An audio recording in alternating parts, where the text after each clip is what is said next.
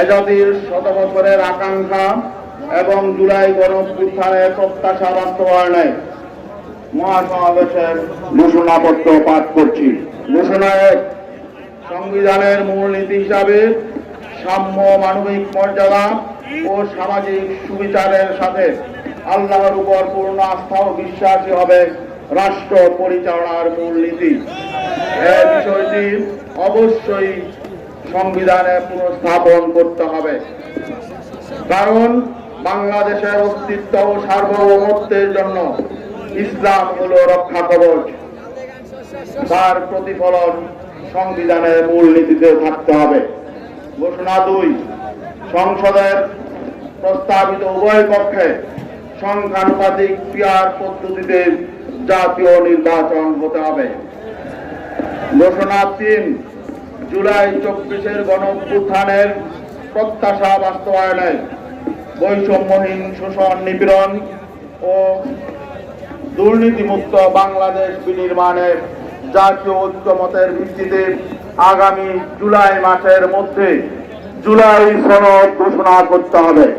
ঘোষণা 4, আগামী দিনে বাংলাদেশে যাতে কোনো নির্বাচিত স্বৈরাচার, দুর্নীতিবাজ, লুটেরা ও সন্ত্রাসী শ্রেণী রাষ্ট্র ক্ষমতাকে ব্যবহার করে জনগণের অধিকার কেড়ে নিতে না পারে, রাষ্ট্রের সাংবিধানিক প্রতিষ্ঠানগুলোকে দলীয়করণের মাধ্যমে ধ্বংস করতে না পারে এবং একদলীয় কর্তৃত্ববাদী শাসন কায়েম করতে না পারে, সেজন্য প্রয়োজনীয় মৌলিক সংস্কার দ্রুত সম্পন্ন করতে হবে। ঘোষণা 5, সুষ্ঠু নির্বাচনের জন্য লেভেল প্লেইং ফিল্ড অপরিহার্য।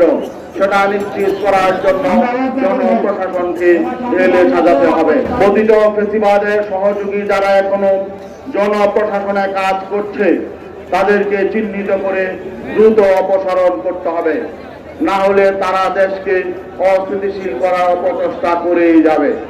ঘোষণা 6, পতিত ফ্যাসিবাদের বিচার নিশ্চিত করতে হবে এবং বিদেশে পলাতক অপরাধীদেরকে আটক করার জন্য কূটনৈতিক প্রচেষ্টা আরো জোরালো করতে হবে। ঘোষণা 7, দেশ থেকে পাচারকৃত অর্থ উদ্ধারে সক্রিয়, কার্যকর ও দৃশ্যমান উদ্যোগ গ্রহণ করতে হবে। ঘোষণা 8, দেশে চাঁদাবাজি, সন্ত্রাস ও খুন খারাপি রোধে প্রশাসনকে আরো কার্যকর ও অবিচল করতে হবে। ঘোষণা 8, দেশে চাঁদাবাজি, সন্ত্রাস, খুন খারাপি রোধে প্রশাসনকে আরো কার্যকর অভিযোগ করতে হবে। ঘোষণা 9, ভারতের সাথে কৃত সকল চুক্তি জনসম্মুখে প্রকাশ করতে হবে এবং সকল দেশ বিরোধী চুক্তি বাতিল করতে হবে। ঘোষণা 10, জাতীয় নির্বাচনের পূর্বে সকল পর্যায়ে স্থানীয় নির্বাচন সম্পন্ন করতে হবে। আগামীতে জাতীয় নির্বাচনের পূর্বে নির্দলীয় তত্ত্বাবধায়ক সরকারের অধীনে সকল জাতীয় নির্বাচনের বিধান প্রণয়ন করতে হবে। ঘোষণা 11, চিহ্নিত দুর্নীতিবাজ, শৃঙ্খলাপী ও সন্ত্রাসীদেরকে নির্বাচনে অযোগ্য ঘোষণা করতে হবে। ঘোষণা 12, জাতীয় নির্বাচনের তফসিল ঘোষণার পূর্বে দেশে অবশ্যই একটি সুষ্ঠু, নিরপেক্ষ ও গ্রহণযোগ্য নির্বাচনের পরিবেশ তৈরি করতে হবে।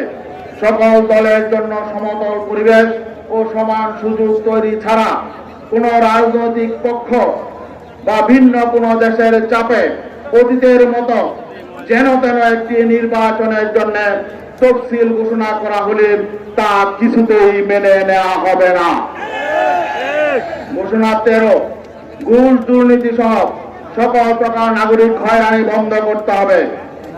কোন নিরপরাধ ব্যক্তির বিরুদ্ধে শুধু রাজনৈতিক কারণে হয়রানিমূলক মামলা বন্ধ করতে হবে। হয়রানিমূলক সকল মিথ্যা মামলা প্রত্যাহার করতে হবে। দেশের কোথাও কোন রকম মত সৃষ্টির সুযোগ করে দেওয়া যাবে না। মত সৃষ্টিকারীদের দমনে যথাযথ আইনি পদক্ষেপ গ্রহণ করতে হবে। ইসলাম ও দেশের স্বাধীনতা, সার্বভৌমত্ব বিরোধী যে কোনো কার্যক্রমে দ্রুততম সময়ে আইনি পদক্ষেপ নিতে হবে, যাতে গণবিক্ষোভ পঞ্জীভূত না হয়। ঘোষণা 14, দেশ বিরোধী, ইসলাম বিরোধী সকল ষড়যন্ত্র চক্রান্ত মোকাবেলায় সাম্রাজ্যবাদ, সম্প্রসারণবাদ ও আধিপত্যবাদী শক্তির বিরুদ্ধে জাতীয় ঐক্য গড়ে তুলতে হবে।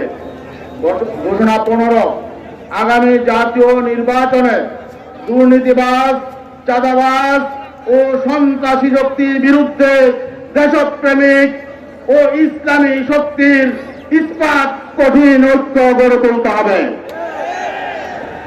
ঘোষণা 16, রাষ্ট্রের স্বাধীনতা সার্বভৌমত্বের সুরক্ষা, জনগণের জানমাল ও ইজ্জতের নিরাপত্তা বিধান, সাম্প্রদায়িক সম্প্রীতি সুরক্ষা, সর্বত্র শান্তি শৃঙ্খলা প্রতিষ্ঠা এবং কাঙ্ক্ষিত উন্নতি ও অগ্রগতির লক্ষ্যে রাষ্ট্রের সকল পর্যায়ে ইসলামের সুমহান আলোকিত আদর্শের অনুশীলন করতে হবে।